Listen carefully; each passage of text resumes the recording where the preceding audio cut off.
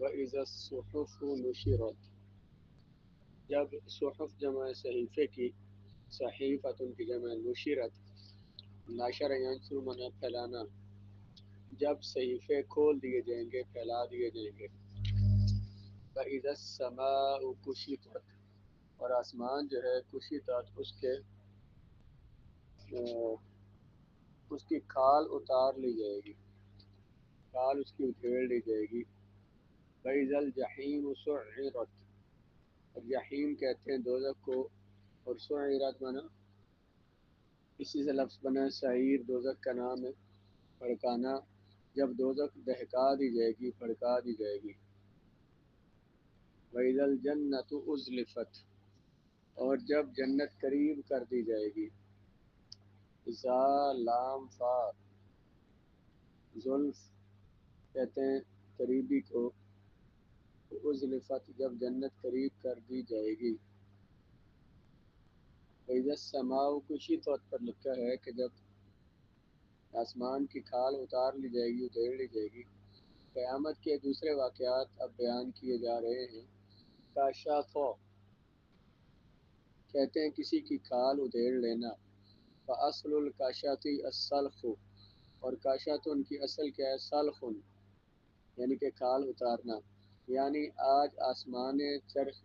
آج انسان چرخ نیل و فری کی طرف آنکھ اٹھا کر دیکھتا ہے تو اس کے جلال و جمال کو دیکھ کر حیران رہ جاتا ہے۔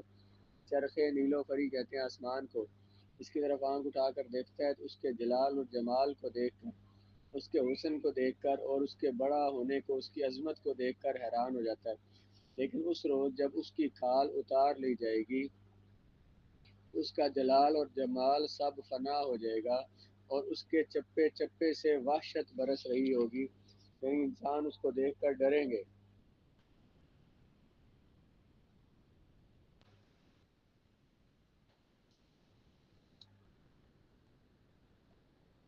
آگے فرمایا وَإِذَا الْجَنَّةُ أُزْلِفَتْ، جب جنت قریب کر دی جائے گی۔ یہ سارے صیغہ واحد مؤنث غائب ماضی مجہول کے صیغے ہیں۔ علمت نفس ما اخضرت، جان لے گا نفس، ہر نفس، ما اخضرت جو کچھ اس نے حاضر کیا، جو آگے لے کر آیا اللہ کی بارگاہ میں، جو اعمال پیش کیے تھے تو ہر ایک کو معلوم ہو جائیں گے۔ اس وقت غفلت کے سارے پردے اٹھ جائیں گے، ہر قسم کا خمار اتر جائے گا، اور اسے اچھی طرح معلوم ہو جائے گا کہ اس نے اپنی زندگی میں کیا کھویا، کیا پایا۔ اس کے نیک اعمال اور بد اسے اپنے سامنے نظر آنے لگیں گے۔ یہاں تک سورت کا ایک مضمون اختتام پذیر ہوا۔ اب دوسرا مضمون شروع ہوتا ہے، اور وہ ہے رسول اللہ صلی اللہ علیہ وآلہ وسلم کی رسالت کا بیان۔ فرمایا فلا اقسم بالخنس الجوار الکنس، لا اقسم، لا زائدہ ہے، اقسم اقسم یقسم سے اقسم بر وزن افعل سی واحد متکلم ہے، فعل مضارع معروف۔ میں قسم اٹھاتا ہوں ان کی خنسی، جو پیچھے ہٹ جانے والے ستارے ہیں، میں قسم اٹھاتا ہوں پیچھے ہٹنے والے ستاروں کی، الجوار الکنسی، اور قسم کھاتا ہوں ان ستاروں کی جو سیدھے چلنے والے ہیں، الکنسی جو رکے رہنے والے ہیں،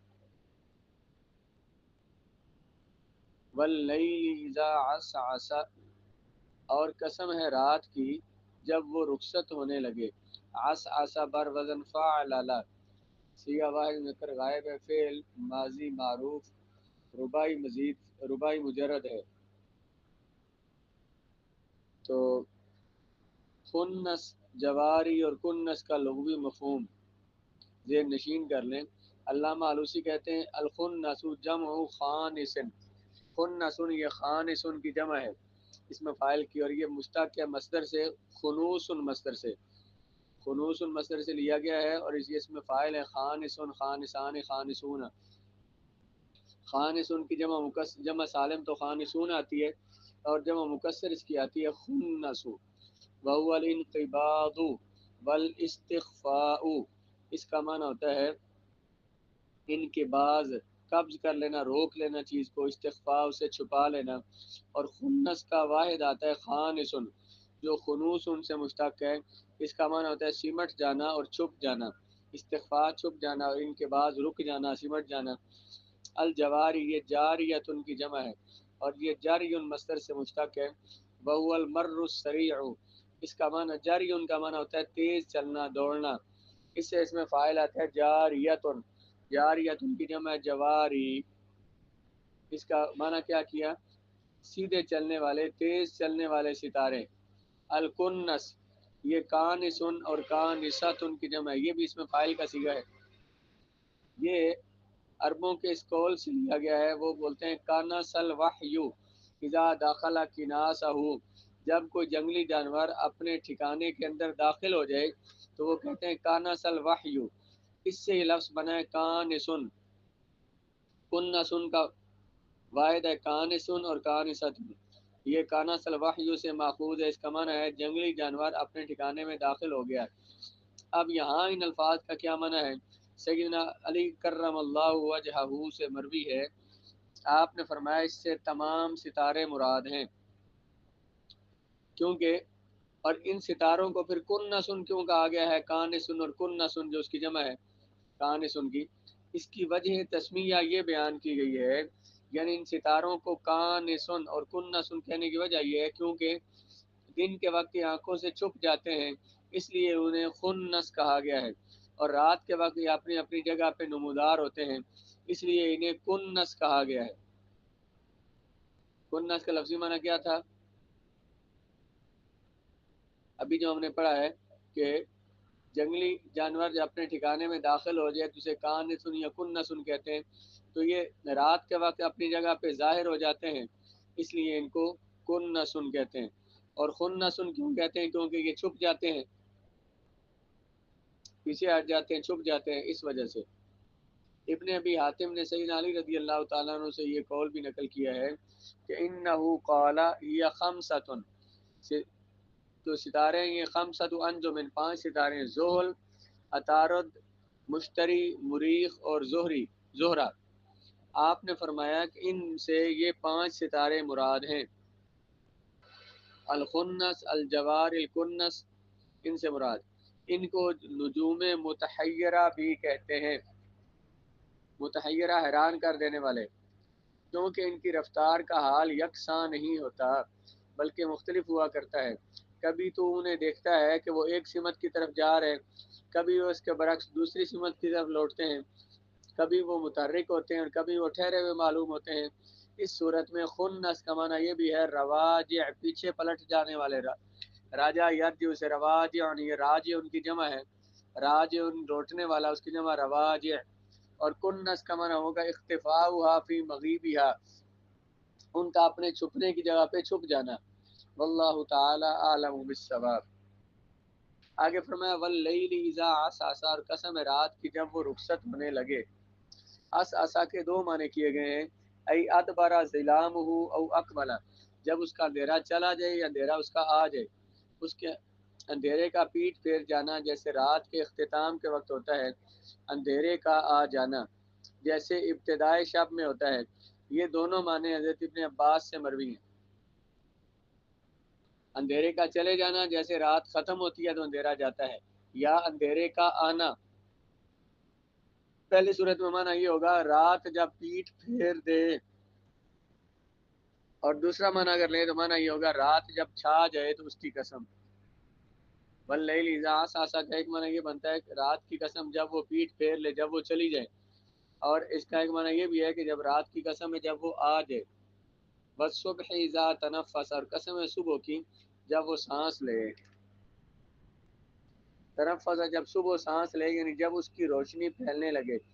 زمخشری کہتے ہیں کہ اس کی وجہ یہ ہے کہ جب صبح طلوع ہوتی ہے تو نسیم صبح کی ہوا چلنے لگتی ہے، تو اس کا معنی ہے کہ وہ ہوا، سانس میں بھی تو ہوا ہی ہوتی ہے، تنفس کا معنی سانس لینا، صبح قسم جب وہ سانس لے جب اس کی ہوا چلنے لگے، صبح کی ہوا چلنے لگے۔ یہ اتنی قسمیں ذکر فرمائی ہیں، خنس، الجوار، الکنس 3 قسمیں، واللیل اذا عسعس 4تھی قسم، والصبح اذا تنفس صبح کی 5ویں قسم صبح کی اٹھائیے۔ پہلے 3 ستاروں کی قسم ہے، پھر رات کی قسم، پھر صبح کی قسم۔ 5 قسموں کے بعد کیا فرمایا انہ لقول رسول کریم، یہ جو قرآن ہے نا یہ ایک معزز قاصد کا لایا ہوا کلام ہے، قول کلام ہے، رسول کریم عزت والے معزز فرشتے کا، ذی قوت رسول موصوف ہے، کریم اس کی صفت ہے، ذی قوت اس کی دوسری صفت ہے قوت والا ہے، عند ذی العرش مکین اور عرش والے کے پاس مکین رکا ہوا ہے، عرش والے کے ہاں وہ مکین مقام رکھتا ہے، عزت اور مقام رکھتا ہے، مطاع اس میں مفعول کا صیغہ اصل میں تھا متبع بار بدر مفعول صیغہ مذکر اس میں مفعول جس کی اطاعت کی جاتی ہے، سما امین اور اس کے ساتھ ساتھ وہ امین بھی ہے۔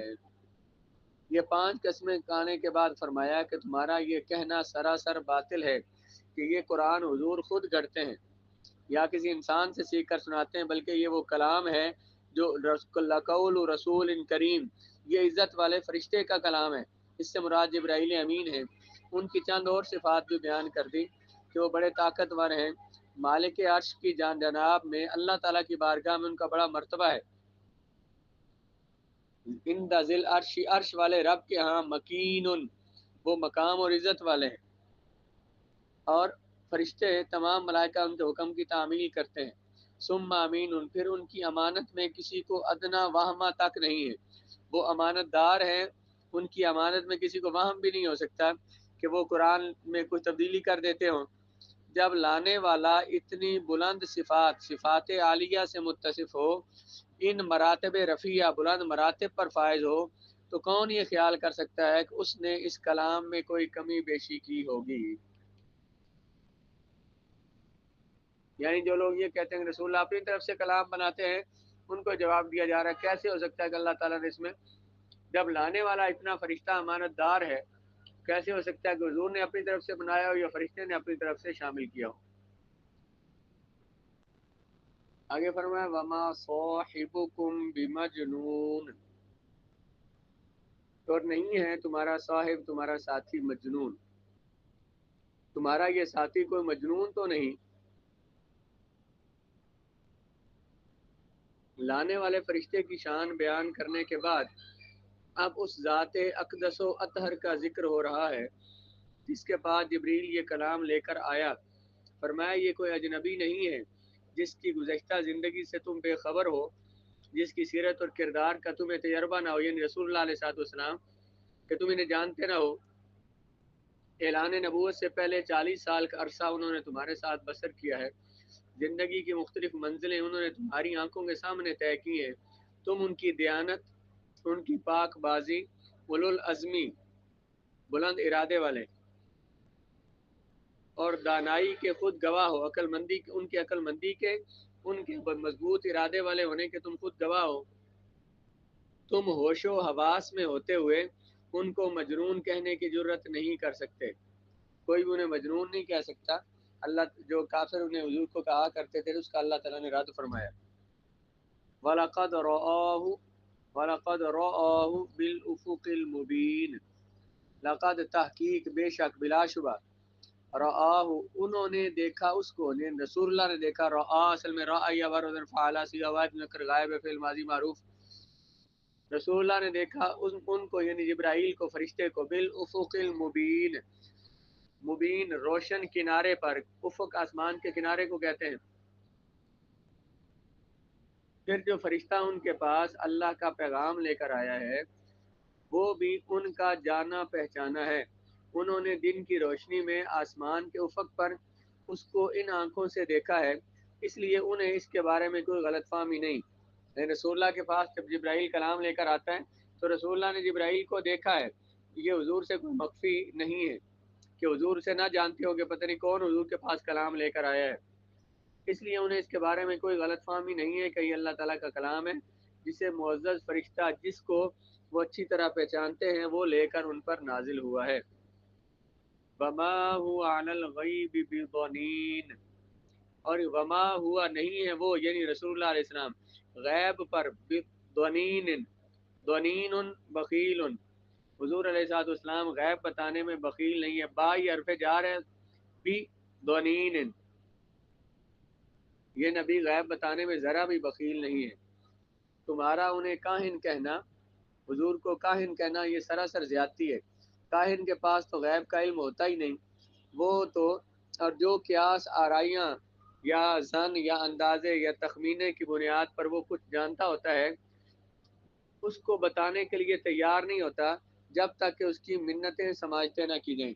یہ جو کاہن، جو جادوگر لوگ ہوتے تھے، ان کے بارے میں فرمایا کہ انہیں تو کچھ علم نہیں ہوتا، وہ تو اندازے تکے سے باتیں بتاتے ہیں، کچھ جو لگ گیا تو لگ گیا، نہ چلا تو نہ صحیح، اور وہ بھی وہ بتاتے نہیں بلکہ ان کو پوچھنے کے لیے بھی ان کی منت سماجتیں کرنی پڑتی ہیں، اور ان کا منہ مانگا نذرانہ ان کو پیش کرنا پڑتا ہے، وہ منہ سے کچھ نکالتا ہی نہیں، اگلتا ہی نہیں۔ اور یہاں تو یہ حال ہے حضور علیہ الصلوۃ والسلام کے علم کا کہ علوم غیبیہ کے خزانے جو انہیں بخشے گئے ہیں، اور وہ معارف الہیہ، اللہ کی معرفت جن سے ان کا جس سے ان کا سینہ معمور ہے، اور تجلیات ربانی، اللہ تعالیٰ کی تجلیات جو ان کے قلب منیر پر، ان کے نور دینے والے دل پر ہمیشہ نازل ہو رہی ہیں، یہ ان کو بتانے میں ذرا بخل سے کام نہیں لیتے۔ معرف الہیہ، اللہ کی طرف سے جو انہیں علوم دیے گئے ہیں، معرفت دی گئی ہے، اور جو اللہ تعالیٰ کی تجلیات ان کے قلب مبارک پر نازل ہوتی ہیں، ان باتوں کو بتانے میں ذرا بھی بخل سے کام نہیں لیتے، بلکہ ان کے علوم و معارف کا سمندر ٹھاٹھے مار رہا ہے، اور ہر تشنہ لب، ہر پیاسے کو اپنی طرف بلا رہا ہے۔ کیا اس بین تفاوت کے باوجود، واضح فرق کے باوجود بھی تم انہیں کاہن کہہ سکتے ہو؟ کہ نبی کریم علیہ السلام میں اور کاہنوں میں کتنا فرق ہے، واضح تمہیں معلوم ہے، پھر بھی تم رسول اللہ پہ یہ الزام لگا سکتے ہو کہ یہ کاہن ہے؟ علامہ شبیر احمد عثمانی نے اس آیت پر جو تفسیری حاشیہ لکھا ہے، وہ حضور کے علم غیب پر اعتراض کرنے والوں کے لیے باعث ہدایت ہو سکتا ہے۔ یہ علامہ شبیر احمد عثمانی جو ہیں، یہ دیوبندی علماء کے استاد ہیں، وہ لکھتے ہیں کہ یہ پیغمبر ہر قسم کے غیب کی غیوب کی خبر دیتا ہے، ماضی سے متعلق ہو یا مستقبل کے متعلق، یا اللہ کے اسماء اور صفات کے بارے میں، یا شرعی احکام کے بارے میں، یا مذاہب کی حقیقت اور مذاہب کے باطل ہونے کے بارے میں، یا جنت اور دوزخ کی حالات کے بارے میں، یا موت کے بعد کے واقعات کے بارے میں، اور ان چیزوں کے بتانے میں نبی کریم علیہ السلام ذرا بھی بخل نہیں کرتے۔ دونین کا معنی ہوتا ہے بخیل اور کنجوس۔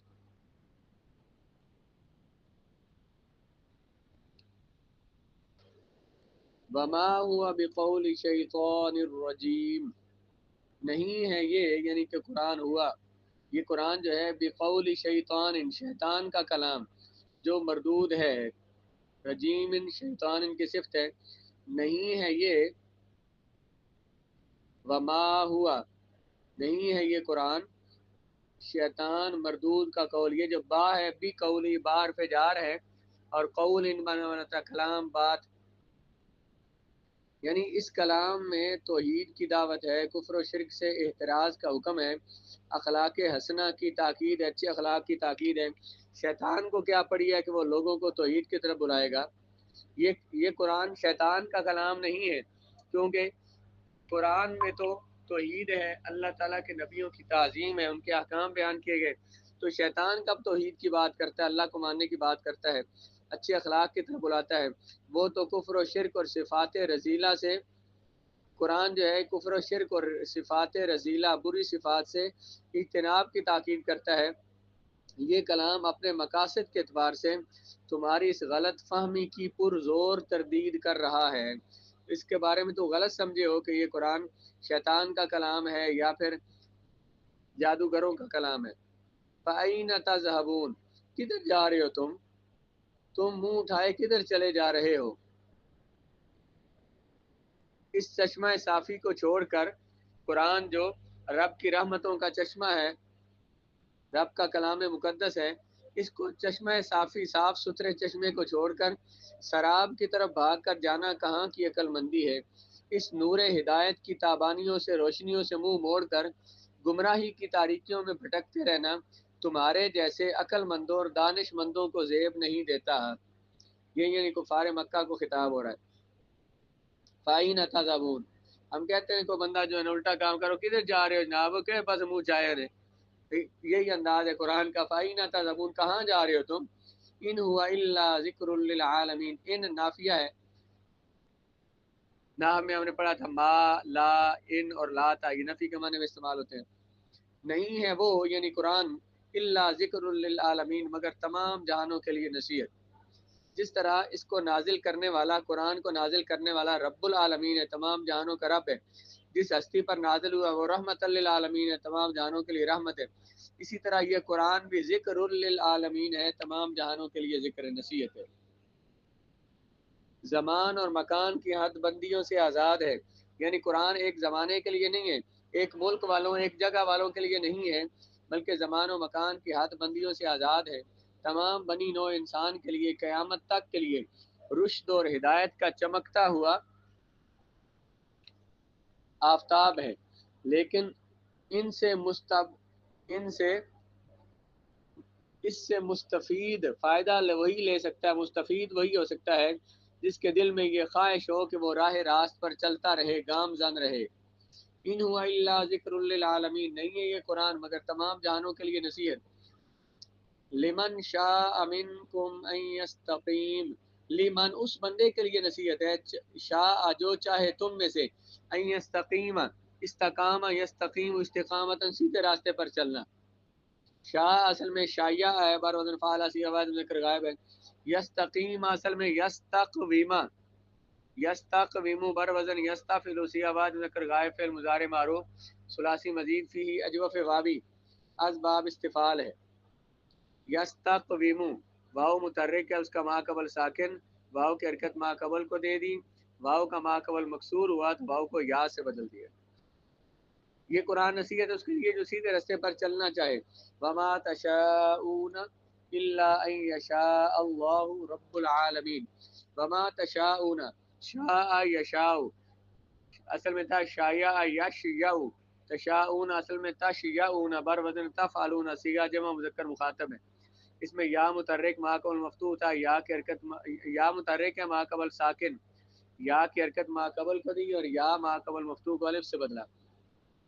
تم نہیں چاہتے یا نہیں چاہ سکتے مگر وہی، الا ان یشاء اللہ رب العالمین مگر وہی جو چاہتا ہے اللہ جو رب العالمین ہے. تم نہیں چاہ سکتے مگر وہی جو اللہ چاہتا ہے، جو اللہ تبارک و تعالیٰ چاہتا ہے وہ تم چاہ سکتے ہو. اللہ تبارک و تعالیٰ کی دی طاقت کے بغیر تم کچھ نہیں کر سکتے. الا ان یشاء اللہ مگر چاہے اللہ جو اللہ عالمین کا رب ہے. اور حقیقت یہ ہے کہ تم از خود اس کی خواہش خود بخود نہیں کر سکتے جب تک کہ توفیق الہی تمہاری دستگیری نہ کرے، اللہ کی توفیق تمہاری مدد نہ کرے.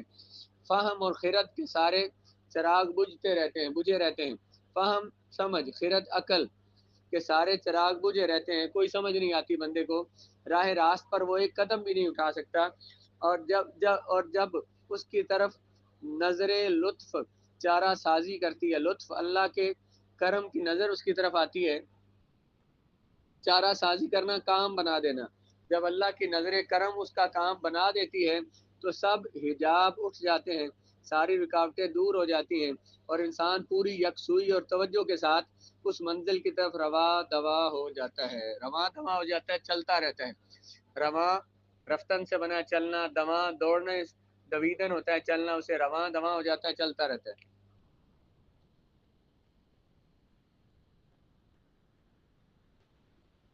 ما نشاء الا ان یشاء اللہ رب العالمین، ہم کچھ نہیں چاہ سکتے جب تک اللہ نہ چاہے. لا حول ولا قوت الا باللہ العلی العظیم، نہیں ہے نیکی کرنے برائی سے پھرنے کی طاقت اور نہ نیکی کرنے کی طاقت مگر اللہ کے عطا کرنے سے جو علی و نظیم ہے. یا حی یا قیوم برحمتک استغیث، اے زندہ ذات اور دوسروں کو زندہ رکھنے والے، تیری رحمت کا سوال کرتے ہیں تجھ سے، تیری رحمت کا واسطہ دے کر تجھ سے مدد طلب کرتے ہیں. لا تکلنی الی نفسی طرفۃ عین، تو مجھے سپرد نہ کر میرے نفس کے ایک لمحے کے لیے بھی. واصلح لی شانی کلہ، تو ٹھیک کر دے میرے سارے کام.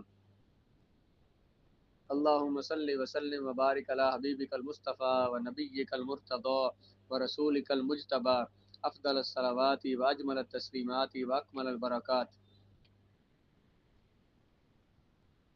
ذوی درجات جو درجوں والے ہیں، واصحابی اور آپ کے اصحاب پر، اولی الطاعات جو اطاعت کرنے والے ہیں، وعلینا اور ہم پہ رحمتوں کا نزول فرما بجاہہم ان کے مرتبہ کی وجہ سے، ان کے صدقے میں، الی یوم الدین قیامت تک، الی یوم الدین قیامت تک ہم پر بھی رحمتوں کا نزول فرما۔